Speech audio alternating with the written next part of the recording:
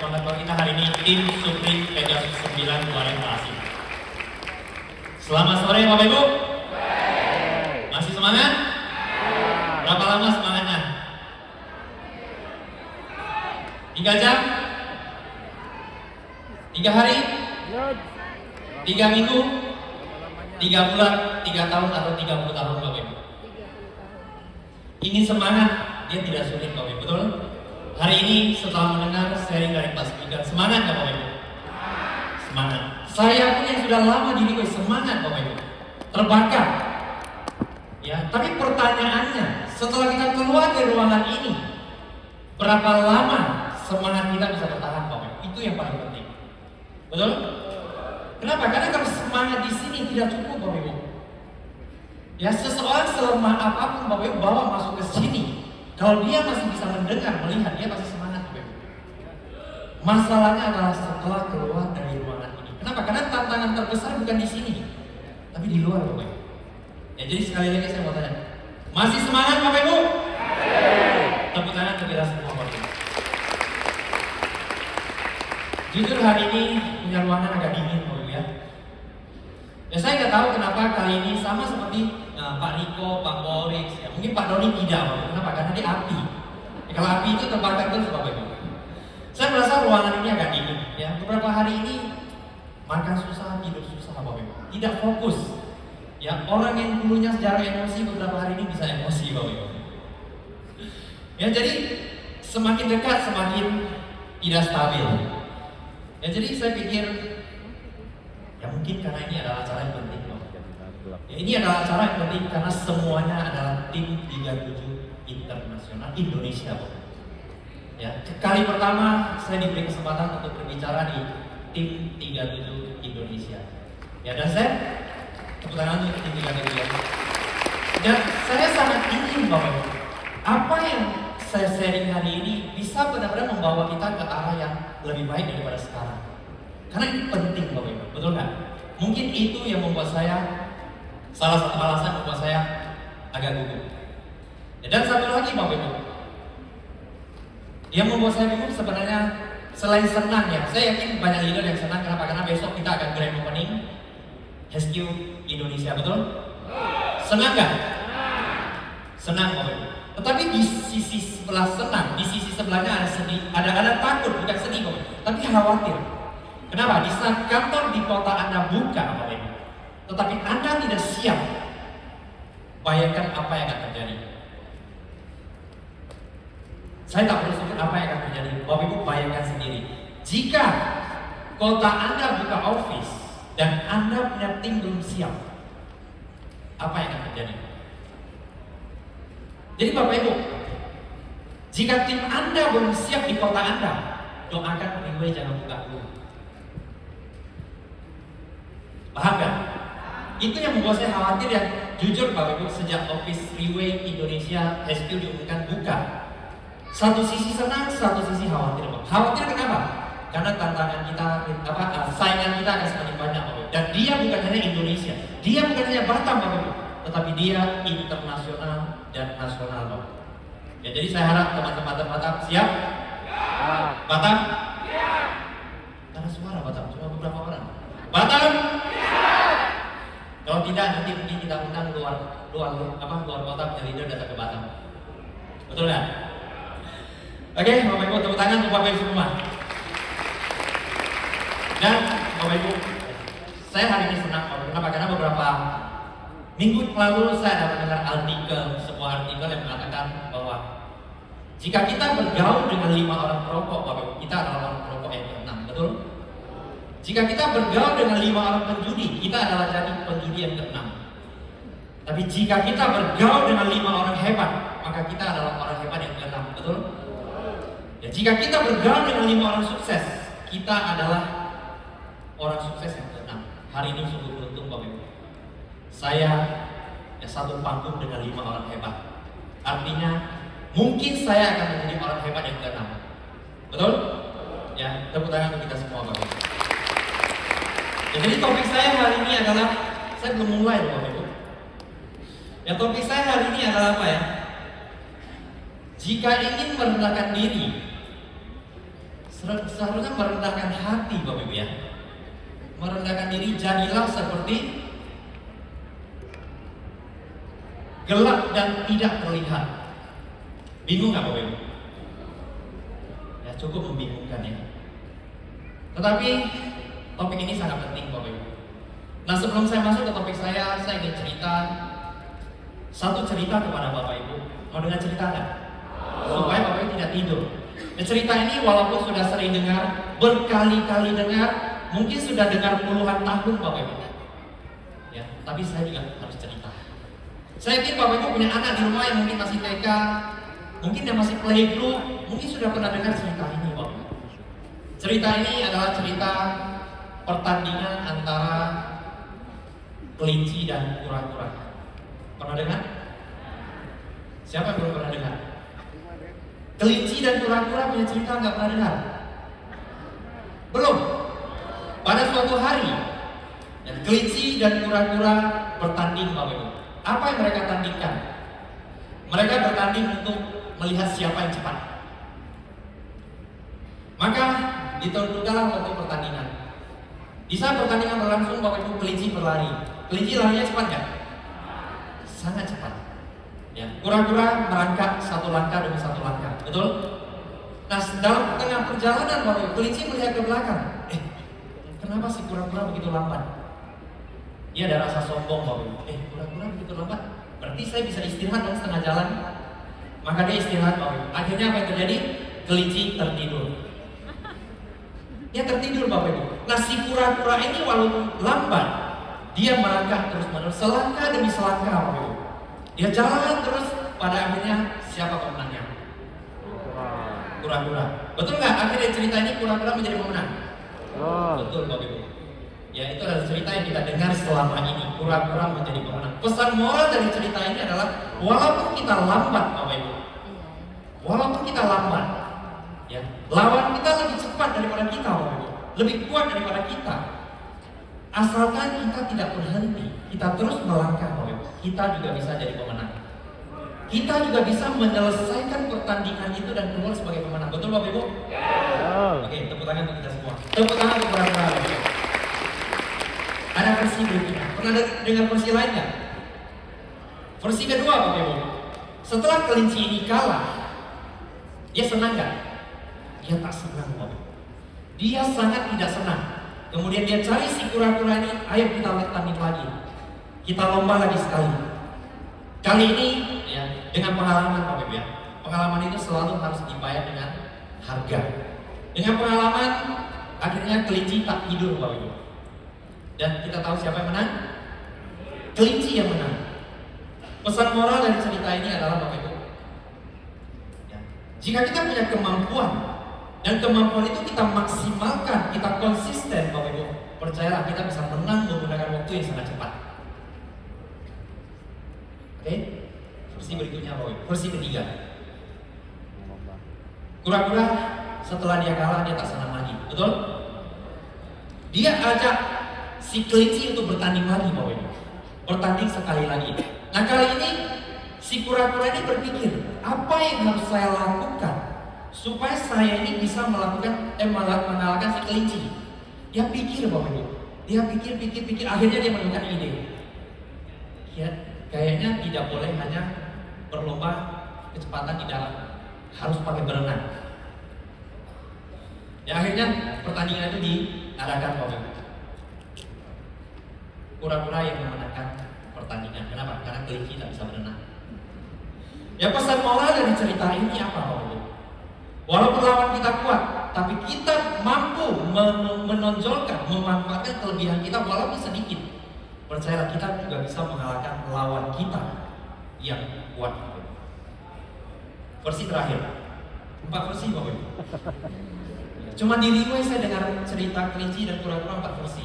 Ya, dulu kalau di sekolah 1 versi Bapak Ibu. Versi terakhir, versi keempat, karena beberapa kali bertanding, kelinci dan kura-kura akhirnya menjadi teman Bapak Ibu, menjadi sahabat. Ya setelah menjadi sahabat Bapak Ibu, mereka memutuskan untuk melakukan pertandingan sekali lagi. Tapi kali ini mereka tidak berlawanan Bapak Ibu, mereka bekerja sama. Mereka bekerja sama untuk menyelesaikan rute itu. Akhirnya pada saat berlomba di darat, kelinci menggendong kura-kura.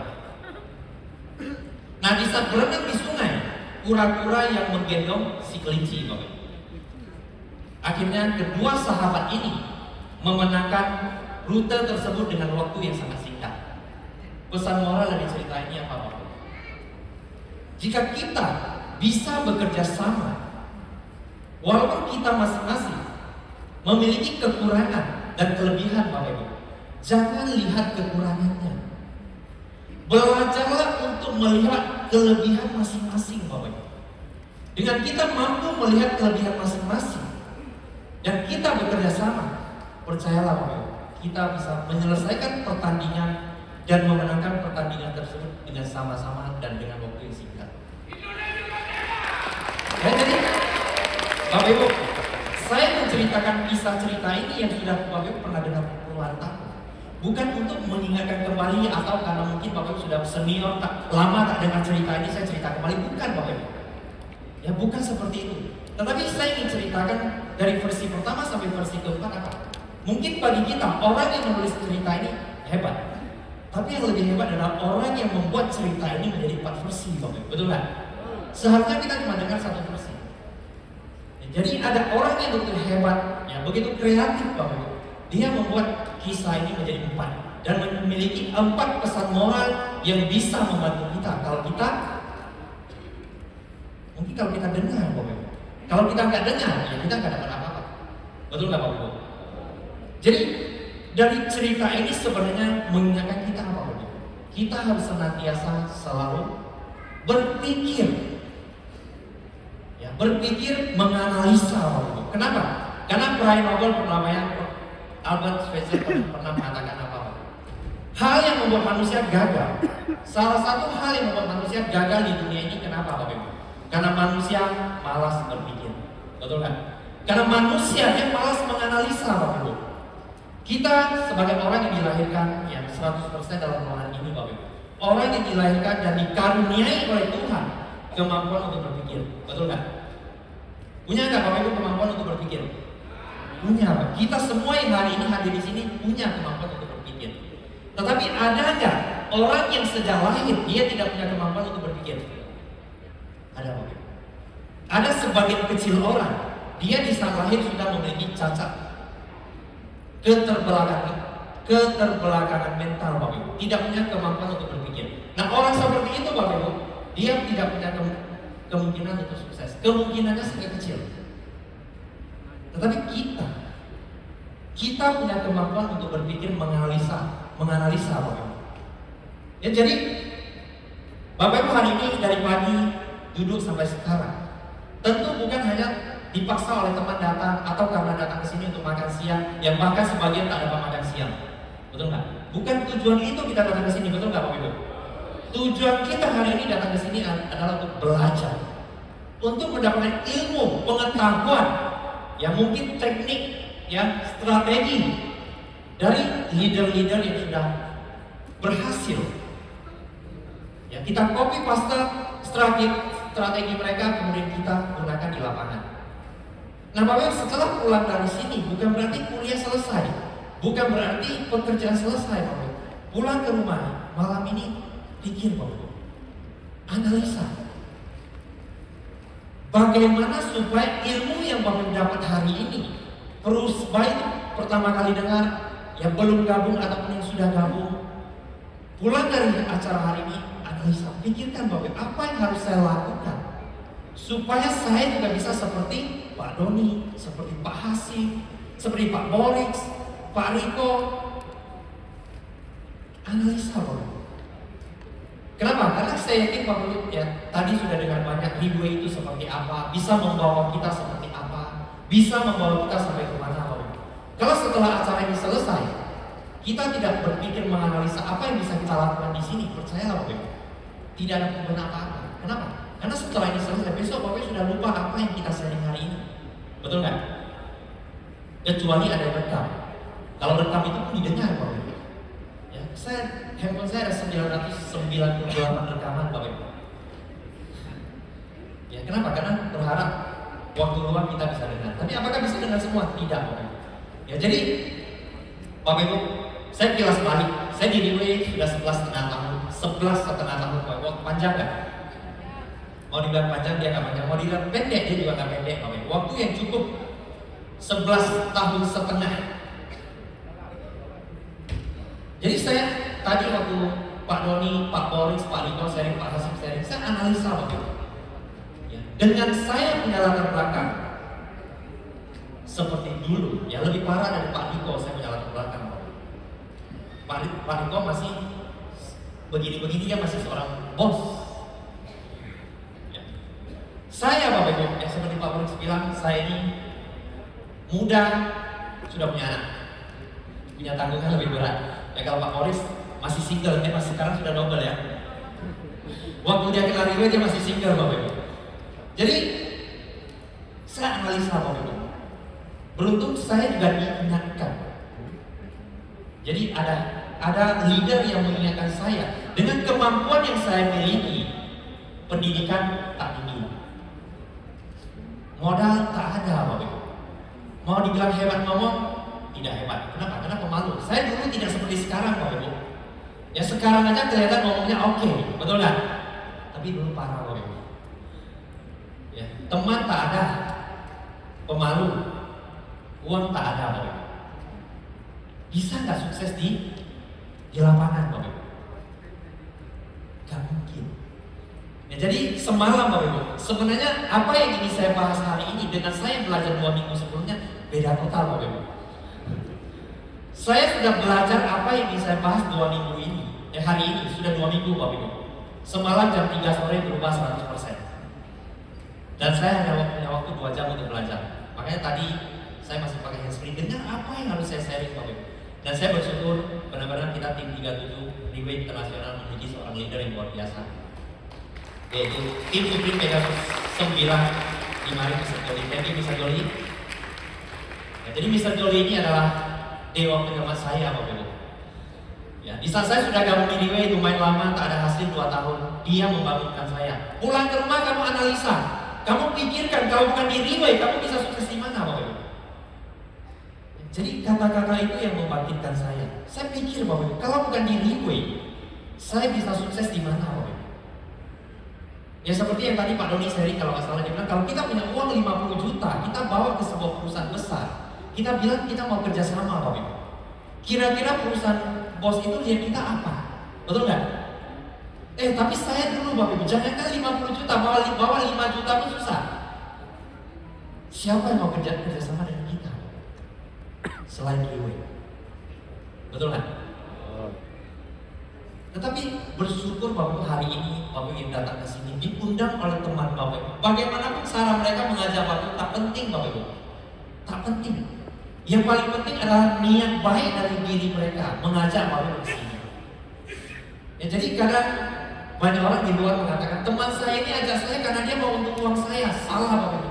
Kalau yang di luar Bapak Ibu boleh berpikir begitu. Tapi di Riway Bapak jangan berpikir seperti itu. Karena Riway orang yang diajak lebih sukses daripada orang yang mengajak Bapak Ibu. Orang di Riway ini banyak yang mengajak, dia kalah sukses sama yang diajak Bapak Ibu. Paham kan? Hari ini teman Bapak Ibu mengajak Bapak Ibu ke sini. Mungkin 3 tahun lagi Bapak Ibu bisa 100 kali lipat punya income daripada mereka. Itulah Riway Bapak Ibu. Jadi tepuk tangan dan ucapkan terima kasih pada orang yang kenal Bapak Ibu. Apapun caranya. Cara mereka mengenal Bapak Ibu itu tak penting. Yang penting Bapak Ibu duduk di sini. Artinya apa? Hari ini Bapak Ibu duduk di sini, Bapak Ibu punya kesempatan untuk seperti leader-leader yang duduk di barisan depan Bapak Ibu. Kenapa? Karena Riway akan segera mulai besok. Besok kita akan mulai Bapak Ibu. Artinya apa? Semuanya sama di titik nol Bapak Ibu. Kita semua sama Bapak Ibu.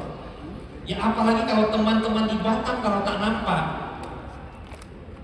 Ya saya pun tak tahu mau bilang apa Bapak Ibu. Ya kalau teman-teman yang tinggal di Batam tidak nampak kantor semewah itu sebesar itu di depan di samping Politeknik Bapak Ibu, di depan Starbucks. Kalau tak nampak, tak lihat peluang ini Bapak Ibu. Wish you good luck. Itu yang bos bilang Bapak Ibu. Ya jadi Bapak Ibu, Perjalanan untuk sukses di DIY memang dia bukan perkara yang mudah, Bapak Ibu. Banyak hal-hal yang perlu kita lakukan, perlu kita terapkan, mulai dari seperti yang di-share oleh Pak Hasib, kecepatan, Pak Morris, yaitu kita harus membentuk sebuah tim yang solid, Bapak Ibu. Ya, Pak Doni harus senantiasa terbakar, Bapak Ibu. Ya, satu cara yang terbakar juga lumayan bagus, Bapak Ibu. Setiap pagi sebelum keluar rumah bikin api unggun depan rumah bakar dulu. Biar panas, Bapak Ibu. Bukan seperti itu ya. Kemudian Pak Riko, Bapak Ibu, fondasi dari perusahaan yang begitu kuat. Semuanya itu sudah lengkap, Bapak Ibu. Kalau dulu saya bukan di Riway, saya tak mungkin bekerja sama dengan banyak orang-orang hebat itu, Bapak Ibu. Tak punya kesempatan. Sama sekali tidak ada kesempatan untuk jangankan kerjasama. Mau ngomong pun susah. Ya, mau ngomong sama orang hebat pun, kita ini siapa? Betul nggak? Nah, seiring berjalannya waktu, Bapak Ibu, sampai hari ini ada sedikit hasil. Betul nggak? Ada sedikit hasil, Bapak Ibu.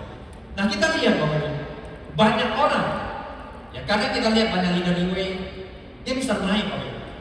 Dia naik. Di saat dia mulai naik, itu juga saat dia mulai turun, Bapak Ibu. Ada nggak orang-orang seperti itu? Pernah nggak ketemu orang seperti itu, Bapak Ibu? Di saat dia naik, mulai naik, Bapak Ibu, itu juga di saat dia mulai turun dan mulai hilang. Kalau apa yang saya sharing berikut ini ya tidak diterapkan dengan baik, Bapak. Jadi yang ingin saya sharing kepada Bapak hari ini adalah kita ini harus menjadi orang yang rendah hati, Bapak.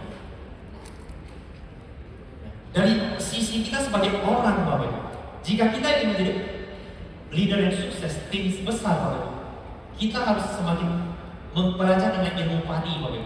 Semakin berisi, dia akan semakin menunduk. Ada orang baru berisi sedikit, Bapak, jalannya sudah tak nampak giginya. Ada nggak orang seperti itu, Bapak? Ada.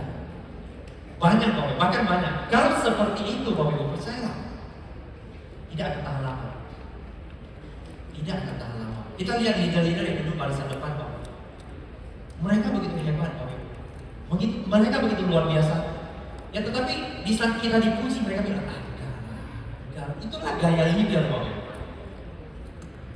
Itulah gaya leader.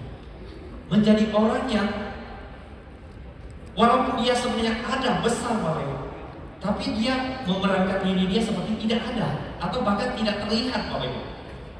Ya, jadi tidak terlihat seperti gelap seperti bayangan, Bapak Ibu. Tapi dia bergerak. Ya, jadi Bapak Ibu, kita lihat cara kerja Riway, Bapak Ibu. Riway masuk ke setiap negara. Ya, contoh dia masuk Vietnam, Bapak Ibu. Riway masuk Vietnam.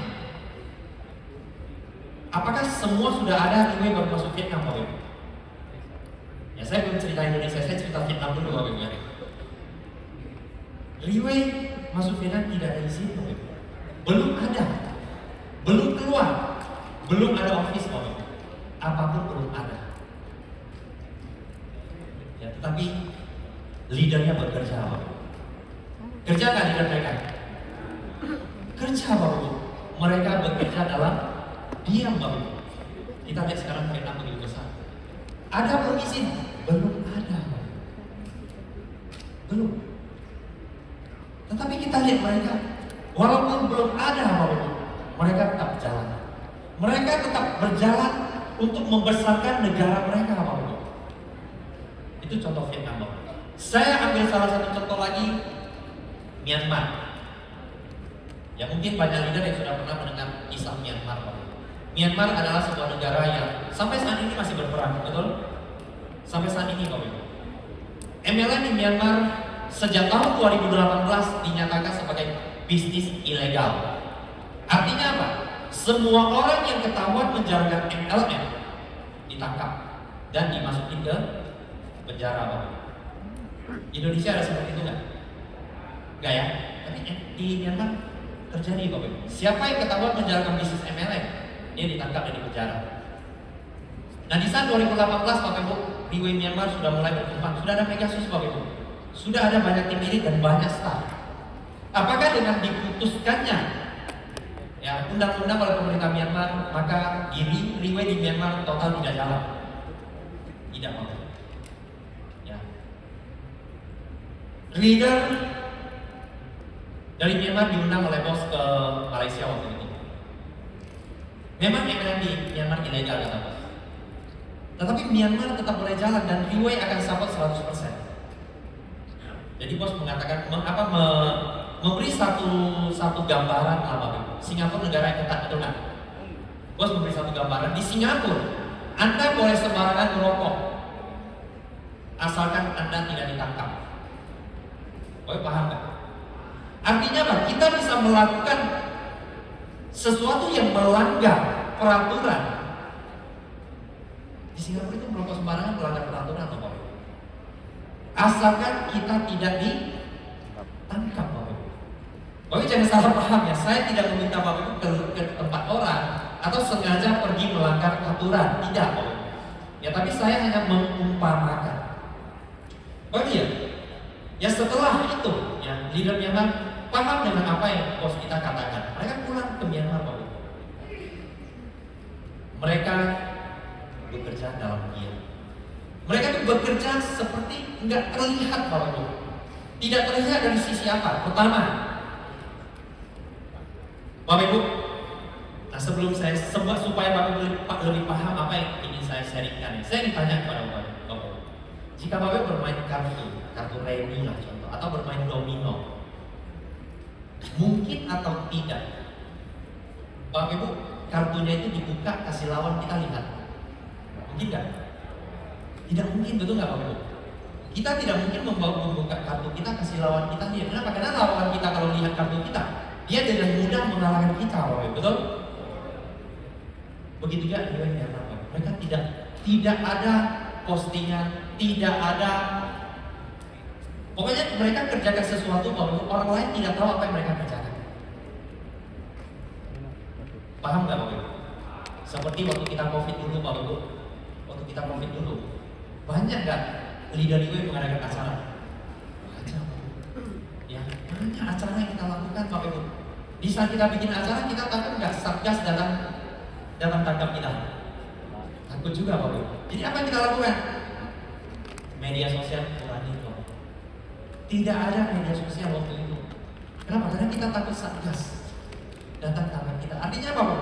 Melakukan sesuatu kita jangan open kartu kita kasih orang lihat.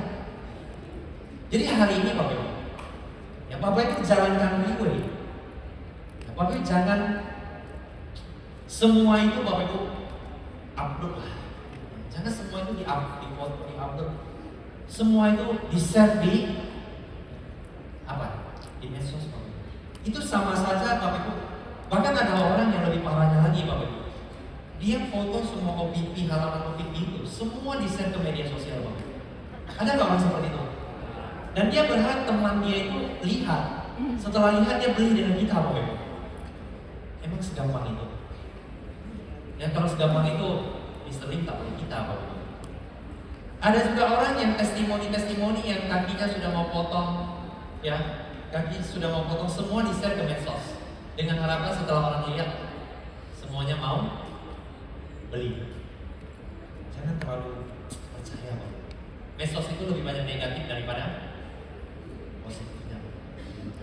Jadi paham sampai di sini Bapak Ibu? Paham ya? Itu mengenai yang di medsos Bapak Ibu. Nah kembali lagi Bapak Ibu, sebagai seorang leader, di sisi kita Bapak Ibu, sebagai seorang leader, jika kita ingin sukses bertahan lama Bapak Ibu, kita harus belajar untuk, terutama bagi leader-leader yang sudah mulai ada hasil. Kalau tak ada hasil, ya masih seperti saya dulu baru merintis, apa yang mau disombongin Bapak Ibu? Betul nggak? Uang tak ada, apapun tak ada Bapak Ibu. Apa yang mau disombongin? Apa yang kita mau pamerin? Tapi bagi kita yang sudah mulai ada hasil Bapak Ibu, hati-hati. Hati-hati Bapak Ibu. Kenapa? Karena biasanya orang yang mulai ada rasa, mulai ada angin Bapak Ibu. Biasanya mulai ada angin. Ya, apa yang dia lakukan mungkin Apa yang leader omongin dia sudah tidak dengar. Yang leader omongin seperti itu dia bukan kayak gitu, saya lebih hebat. Ada nggak orang seperti itu? Ada, bahkan ada yang banyak yang ngomongnya lebih banyak daripada action Bapak Ibu. Ya. Jadi hati-hati. Bapak Ibu, ya, belajar tentang rendah hati, saya banyak belajar dengan leader-leader. Salah satu kita lihat Mr. David Yo, Bapak Ibu. Ya, Mr. David Yo sampai hari ini dia belum boleh pensiun nggak Bapak Ibu? Boleh pensiun nggak? Boleh Bapak Ibu. Tapi kenapa Bapak Ibu datang ke Singapura, datang ke Amerika, dia masih duduk di office dia, masih table talk Bapak Ibu dengan orang. Harusnya dia bisa santai-santai di rumah dia, jemur, berenang, main sama cucu, betul nggak Bapak Ibu? Tapi kita lihat orang yang begitu sukses, dia masih satu persatu jelaskan bahwa kita bawa orang ke sana Bapak Ibu. Kemarin orang baik saya bawa ke sana, masih dibantu dijelasin Bapak Ibu satu persatu. Ya, kita beri aplaus untuk bisa jadi dia Bapak Ibu. Mr. Johnny Bapak Ibu. Ya saya masih ingat beberapa tahun yang lalu waktu saya masih bawa mobil yang sangat kecil Bapak Ibu ya. Karena Batam waktu itu leader tak banyak. Ya, saya punya mobil kursinya. Kalau Mr. Johnny jujur dia mau duduk harus 2 kursi baru muat Bapak Ibu. Saya pergi jemput dia Bapak Ibu. Dengan status dia lah ya, tadi Bapak Ibu ada dengan Mr. Johnny ini kalau terbang kemanapun dia naiknya first class, business class Bapak Ibu. Ya, tinggalnya presiden suite. Karena saya pikir ada uang harus pakai kayak gitu. Kamarnya besar Bapak Ibu. Kadang setengah hotel ini dia pakai kamarnya Bapak Ibu. Betul ada Bapak Ibu. Ya, waktu itu masih di kalau nggak salah kayak kamarnya itu lebih kurang dari ujung sana sampai ujung sini Bapak Ibu. Besar sekali.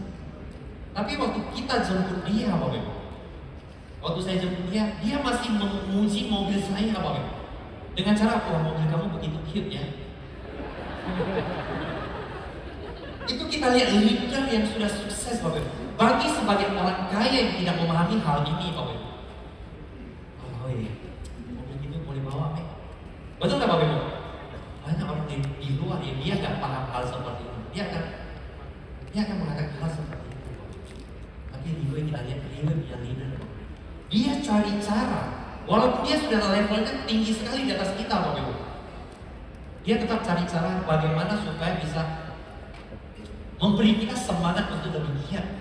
Lingkungan inilah yang di luar kadang kita nggak bisa ketemu Bapak Ibu. Betul kan? Lingkungan seperti ini di luar kadang kita susah cari Bapak. Kenapa? Karena di konvensional Bapak Ibu, apalagi sama lidah. Kamu tak mati, saya mati. Itu konvensional Bapak Ibu. Tapi di luar kita lihat saling membantu, ya, saling menguatkan. Tapi satu yang saya ingatkan, jangan cari salah orang. Kenapa? Karena percayalah Bapak Ibu, ya teman-teman kita mau kita sukses, tapi dia tidak mau kita lebih sukses daripada dia. Ingat ini baik-baik Bapak. Walaupun Bapak bilang dia crossline saya sangat baik di depan, berangkat menuntut.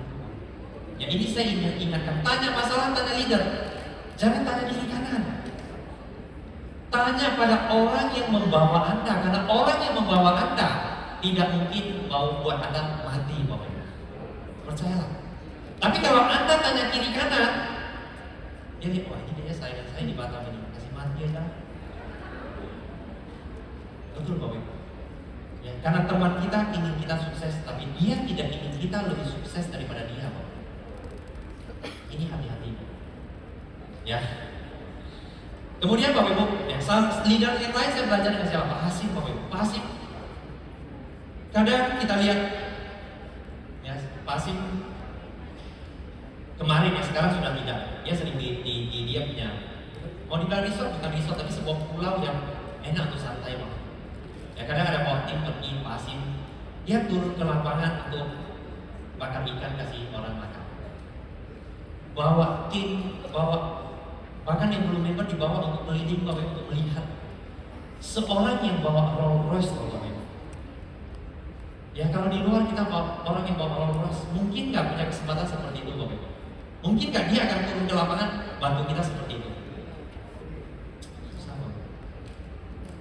Tapi di luar ada. Ya kemarin saya antar tiket ke office Pak Roni Bapak Ibu. Ya kan pas kebetulan nggak ada orang, dia punya staff, saya naik Bapak. Saya ngobrol dengan Pak Doni sebentar. Selesai saya di sini pulang. Waktu saya turun, saya kaget loh. Waktu saya ingin pulang, Pak Doni antar saya sampai ke pintu mobil loh.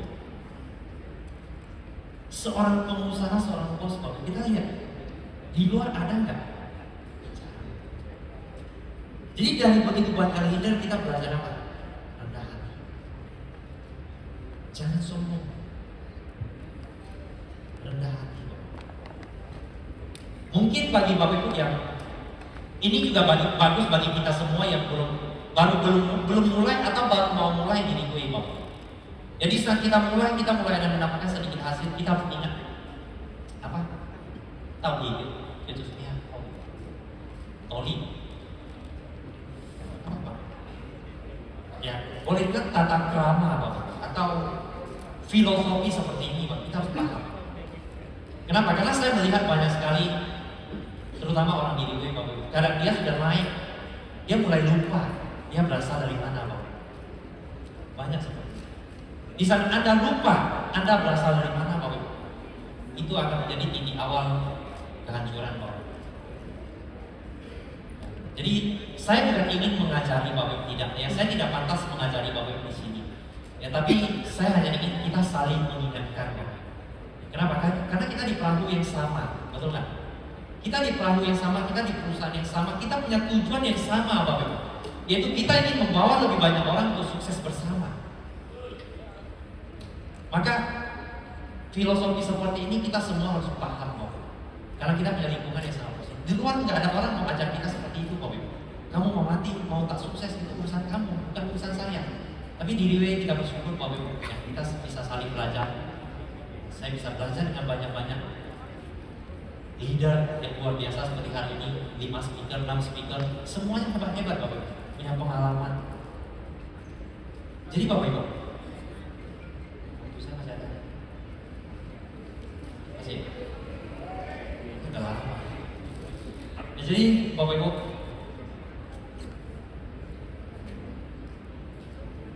saya nggak tahu Bapak Ibu sudah di WIB berapa lama, sudah gabung apa Bapak Ibu, sudah ada hasil apa Bapak Ibu.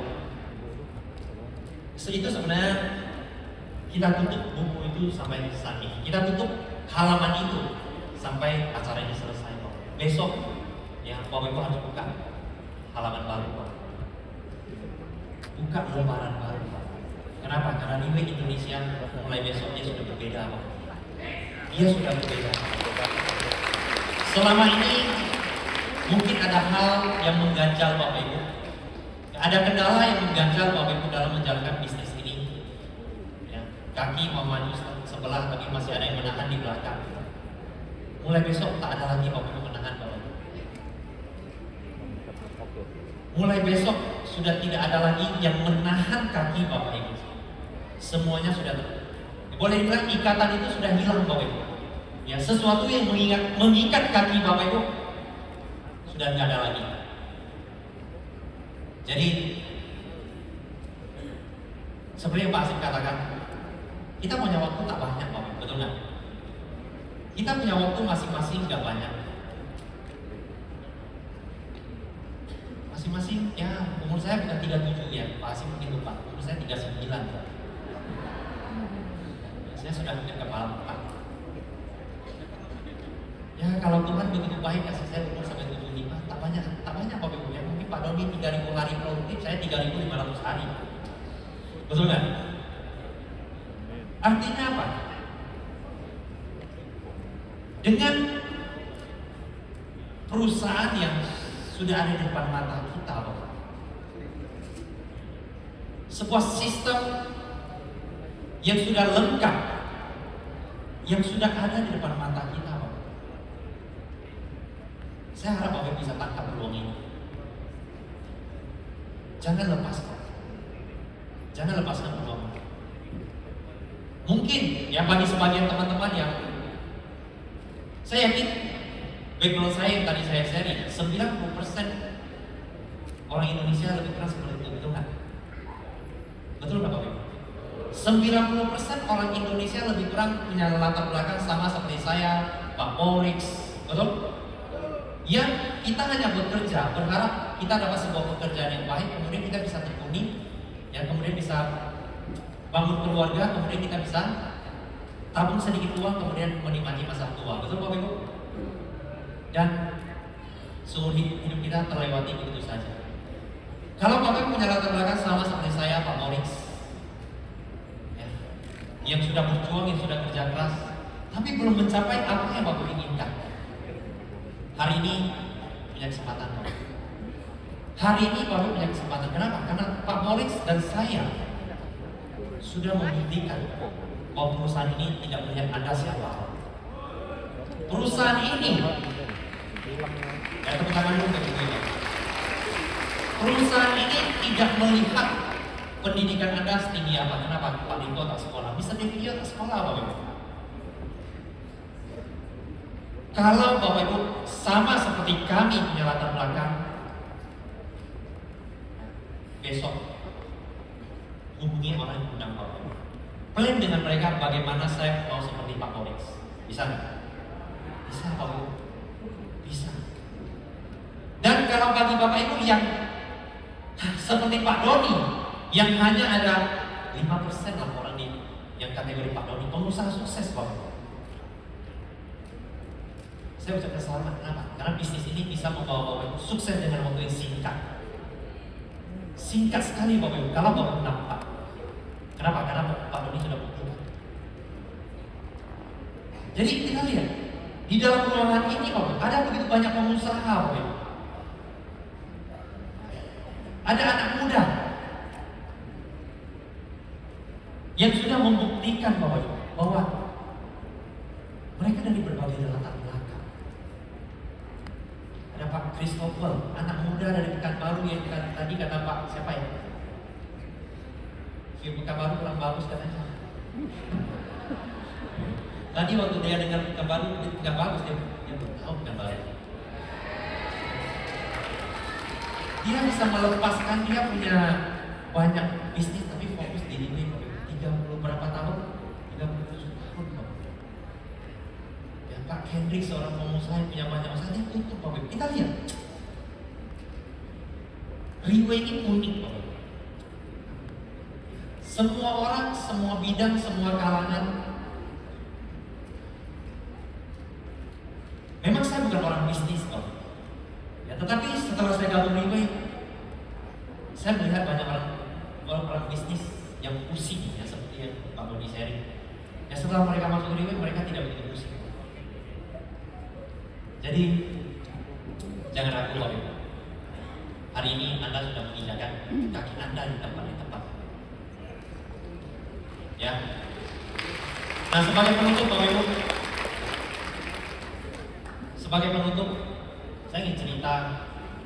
Sebenarnya cerita ini kesimpulannya sudah saya sebut tadi Pak, tapi karena penutup saya cerita apa Bapak Ibu. Ya. Cerita ini orang Riwe pernah dengar juga. Ceritanya orang Riwe pernah dengar Bapak Ibu. Jadi ada seorang backpacker lah Bapak Ibu ya, yang suka traveling. Dia pergi ke sebuah kampung Bapak Ibu. Dia pergi ke sebuah kampung, kemudian dia ingin menyeberang sebuah sungai. Di sebuah sungai sebelum dia nyeberang, dia harus sungai ini dalam atau dangkal Bapak. Kebetulan dia melihat ada seorang anak kecil yang sedang main di tepi sungai. Kemudian dia tanya anak kecil ini, "Dek, tahu nggak sungai ini dalam atau dangkal?" Dan jadi anak kecil ini jawab, "Oh, ini dangkal sungainya." Nah, karena percaya dengan anak kecil kan nggak mungkin bohong, betul nggak Bapak Ibu? Umur 5-6 tahun nggak mungkin bohong. Nah, berapa orang ini ke seberang, baru menginjak kakinya Bapak Ibu. Ternyata sungainya dalam, akhirnya dia mati tenggelam. Karena mati tenggelam Bapak Ibu, maka heboh lah. Ya, jadi heboh Bapak Ibu. Maka diinvestigasi oleh polisi. Cari-cari tahu, oh ternyata anak kecil ini penyebab kematian orang ini. Nah, diinterview lah, diintegrasi lah anak kecil ini. Ditanya, "Kamu masih kecil, umur 5-6 tahun sudah belajar berbohong. Dan sekarang kebohongan kamu sudah menyebabkan orang meninggal." Anak kecil ini, "Saya nggak bohong, Pak, saya nggak bohong. Ya, saya jawab apa yang saya lihat dengan jujur." Dia tanya sungai ini dalam atau tidak, saya bilang nggak dalam. Memang sungai ini nggak dalam menurut saya, dia bilang. Kenapa? Karena saya tiap hari main di sini, bebek yang kakinya begitu pendek, tiap hari berenang sana berenang sini aja bebek itu nggak tenggelam. Dia nggak mati tenggelam. Masa orang itu kakinya begitu panjang dia bisa mati tenggelam? Betul nggak Bapak Ibu? Pesan moral dari cerita ini Bapak Ibu mengingatkan kita, itulah yang tadi saya sharing Bapak Ibu. Tanya pada orang yang tepat.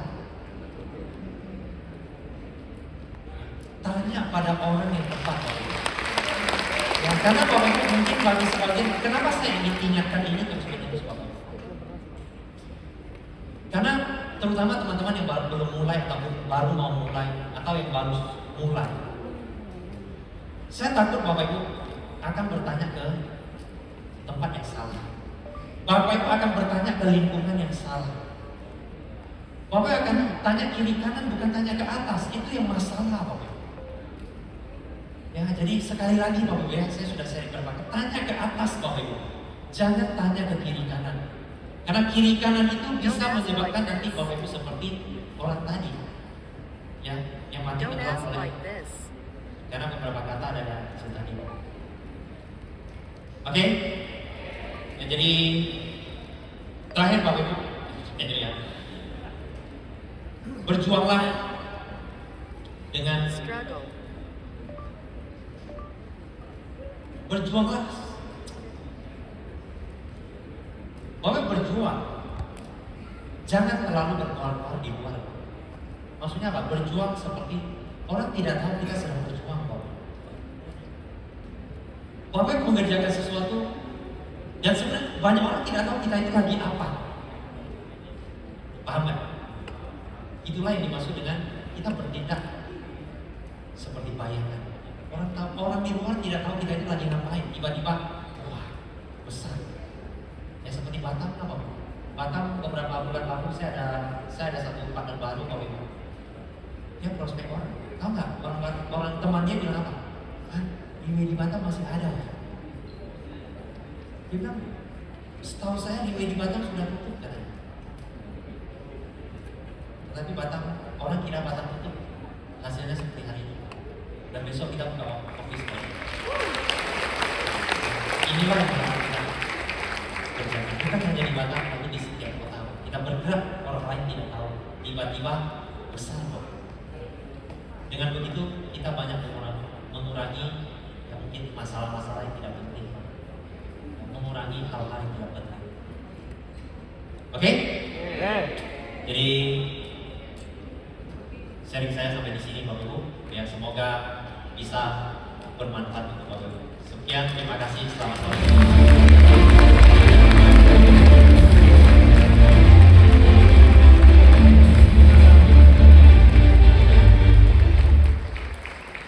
Gimana Bapak Ibu? Kelihatannya seorang pemalu Bapak Ibu?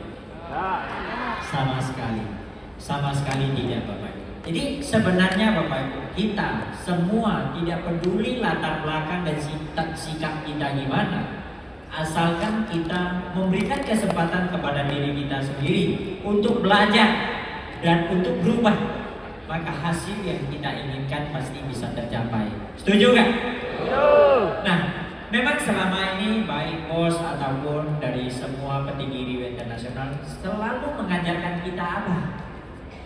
Jangan menyombongkan diri, jangan terlalu pamer.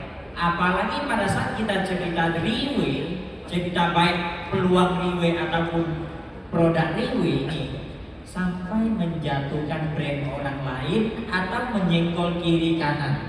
Itu menurut saya kita sebagai seorang marketing yang tidak profesional. Setuju nggak? Paling penting adalah kita bekerja semaksimal mungkin menjabarkan proposal kita tanpa menyakiti orang lain. Maka orang lain juga tidak akan menjadikan kita sebagai bumerang. Setuju nggak Bapak Ibu? Jadi di sini kita belajar sebagai seorang marketing yang profesional. Jangan terlalu menyombongkan diri. Oke? Nah, kita harus belajar bagaimana kita ingin memenangkan sebuah pertempuran. Indonesia bisa menang dari pertempuran. Dia menggunakan sistem gerilya. Setuju kan? Yes.